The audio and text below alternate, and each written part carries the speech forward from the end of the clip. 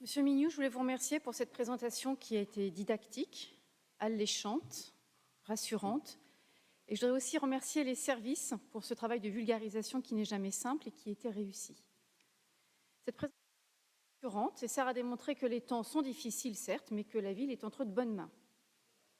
Moi, cette présentation, je la trouve surtout intéressante parce qu'elle ne dit pas, par ce qui est passé sous silence. Et ce sont à ces zones d'ombre que je vais m'intéresser. Une simple remarque avant de commencer, qui est de taille. Nous n'avons eu aucune présentation des grandes lignes de politique publique qui seront menées dans l'année. Nous avons les chiffres, mais pas les orientations autres que financières, malgré l'autosatisfait de M. Denis. C'est une première, et c'est une première dans le mauvais sens du terme. Les zones d'ombre, donc. La toute première concerne les investissements. À aucun moment, vous ne chiffrez l'impact de l'inflation sur le prix des travaux. Vous évoquez bien au début un taux de 6%, mais c'est un taux global. Or, tout le monde sait que l'inflation est bien plus forte dans le domaine du bâtiment. L'indice de construction a connu une hausse de quasiment 10% en 2022 et proche des 8% encore en 2023. Si j'évoque 2022, ce n'est pas par hasard. Lors du débat d'orientation budgétaire l'an passé, nous avions mis en avant ce chiffre de l'inflation et vous nous aviez répondu, goguenard, que cet argument n'était pas recevable pour 2023 puisque les effets de l'inflation ne se faisaient pas encore sentir, que vous aviez signé les financements avant et qu'il faudrait attendre l'année prochaine. Non pas l'année prochaine, c'est maintenant, nous y sommes. Et aujourd'hui, je m'interroge. Quel est le poids réel de l'inflation sur le volume des travaux? Quel est le surcoût exact constaté, sachant que régulièrement, lors des conseils tout au long de l'année, plusieurs membres de votre majorité se sont émus de devoir arrêter ou reporter certains de leurs projets, puisque les retours d'appel d'offres faisaient apparaître des enveloppes, parfois supérieures de 30% à l'estimation. Le poids de l'inflation pèse sur les finances, c'est une réalité. Les coûts des travaux sont plus élevés, autrement dit, nous payons les travaux plus cher qu'avant. À la fin de l'année, l'enveloppe consommée est plus grosse, mais ça ne signifie pas pour autant qu'il y a plus de travaux réalisés en volume. Donc, quel est le poids réel de l'inflation sur le volume des travaux? D'ailleurs, vous annoncez 45 millions d'euros de travaux pour 2024. Pour autant, la liste des travaux prévus est maigre, très maigre. Ça fait peu de travaux en volume pour 45 millions. D'ailleurs, vous avez dû vous en rendre compte, car dans la belle diapositive qui montre l'avancée du plan pluriannuel d'investissement que vous avez projeté, une dizaine de lignes a été ajoutée par rapport à ce qui est inscrit dans le rapport, qui est le document officiel. Une dizaine de lignes en plus. Et ce qui est plus surprenant, c'est qu'en fait, depuis 2019, il n'y a pas de nouveauté, hormis la construction de la cuisine centrale. C'est le même plan école pour les bâtiments, le retour du CCNT, le SIAP, les équipements prévus dans le plan en rue, l'ADAP qui avait été voté auparavant. Et pourtant, vous avez recruté lourdement pour, je vous cite, lancer vos politiques et mettre en œuvre vos projets. La deuxième zone d'ombre de ce rapport concerne donc le personnel. Quand je dis recruter lourdement, les chiffres sont effarants. 13 millions d'euros supplémentaires sur l'année 2023 par rapport au début du mandat, 126 postes en plus pour la seule année 2023. C'est énorme. La charge est colossale pour nos finances. Thibault Coulon reviendra dessus. De plus, humainement, je trouve cet argument humiliant pour le personnel. En disant cela, vous sous-entendez que les agents qui étaient déjà en poste n'avaient pas les compétences nécessaires pour le faire. Ils souffrent d'ailleurs beaucoup d'un manque de reconnaissance de votre part et dans tous les services, d'autant plus que vous multipliez les recours à des entreprises privées pour réaliser certaines de leurs missions, ce qu'ils ne comprennent pas. D'ailleurs, ces externalisations n'apparaissent pas non plus dans le rapport d'orientation budgétaire.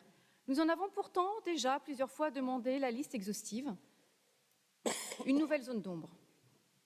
L'autre argument que vous annoncez pour justifier ces créations, c'est la déprécarisation. En d'autres termes, ce sont des postes non permanents qui deviennent permanents. Dans ce rapport d'orientation budgétaire, il manque donc les chiffres des postes non permanents. Avoir un tableau recensant les postes non permanents sur les mêmes nombres d'années que le tableau sur les postes permanents permettrait de vérifier qu'il y a bien un vase communicant entre les deux, que quand un poste devient permanent, il quitte bien le tableau des postes non permanents. Ce nombre de postes non permanents devrait donc être en forte baisse. Votre présentation ne dit rien à ce sujet-là non plus. Zone d'ombre. En ce qui concerne la politique culturelle, Romain Brutino prendra le relais, mais moi je voulais revenir un petit peu sur le débat sur les Chamchad. J'ai bien écouté tous les propos que vous avez tenus au niveau de la majorité, mais je doute parfois de la compréhension que vous avez au niveau de la majorité globalement de ce dispositif. J'en veux pour preuve qu'il y a un post qui circule sur les réseaux sociaux d'une certaine Joséphine, un poste qui est très insultant pour les enseignants, pour les parents, pour les enfants, pour les artistes qui sont passés par les Shamshad. Il se trouve que 2/3 de votre majorité a liké ce post. Pour terminer, je voudrais parler du NPNRU, le plan de renouvellement urbain, et plus particulièrement des interrogations des habitants du Sanitas. En sortant du dernier conseil consultatif de quartier, j'ai cheminé avec 2 dames qui ne me connaissaient pas, que je ne connaissais pas non plus. Elles regrettaient le flou des informations données dans cette réunion et le fait que ce plan ne concerne finalement qu'une partie du quartier. Mais voyez-vous, surtout aujourd'hui, ce qui les préoccupe comme l'ensemble des habitants, ce n'est pas le côté urbanisme fonctionnel.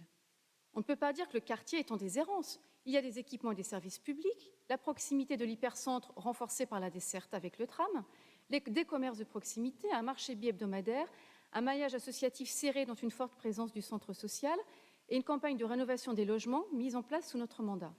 Non, le bâti et les services ne sont pas la préoccupation des habitants.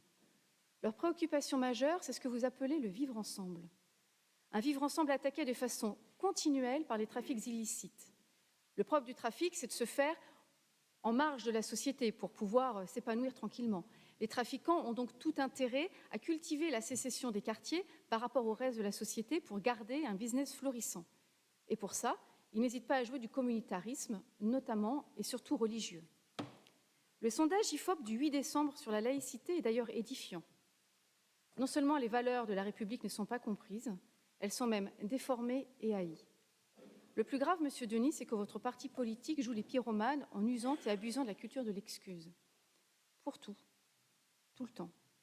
La présidente de votre parti, Madame Tondelier, dans une interview de la semaine dernière sur France Info, n'a pas hésité à déclarer « Être un enfant musulman dans ce pays, ce n'est pas la même chose ». Ce n'est pas la même chose, mais il bénéficie de la même éducation scolaire, des mêmes professeurs, des mêmes programmes. Il bénéficie des mêmes associations, il y en a même d'ailleurs plus dans le quartier du Sanitas que dans le quartier des prébendes. Il bénéficie des mêmes soins de santé, du même accès aux bibliothèques et aux autres équipements sportifs et culturels. En quoi n'est-ce pas la même chose? Sauf à dire que les professeurs, éducateurs, bénévoles, agents de la ville, médecins font mal leur travail, voire ne le font pas, je ne vois pas. J'espère donc que vous vous désolidariserez de ces propos. Et pour 2024, que proposez-vous comme action pour réhabiliter dans ces quartiers, outre certains aspects bâtimentaires, la sécurité et la citoyenneté? Pensez-vous vraiment que vous réaliserez la mixité sociale voulue par l'ANRU sans activer d'abord ces 2 leviers-là, sécurité et citoyenneté? Moi, je ne vois rien dans ce rapport d'orientation budgétaire qui l'indique, alors qu'il est évident que si tout a échoué depuis plusieurs décennies, ce n'est pas nouveau, il est temps de changer de discours et d'action. Et là, ce n'est visible ni dans la belle présentation, ni dans le rapport. Encore une zone d'ombre. Les zones d'ombre parsèment donc ce rapport dans le budget investissement, dans le budget du personnel. L'ombre s'épaissit jusqu'à devenir opaque à propos des grandes lignes directrices des politiques publiques que vous mènerez, puisqu'elles ne sont même pas évoquées, comme dans le cas de l'ANRU. En général, vous savez, pour progresser, pour avancer, on passe de l'ombre à la lumière. Eh bien, vous faites le chemin inverse, vous passez de la lumière à l'ombre.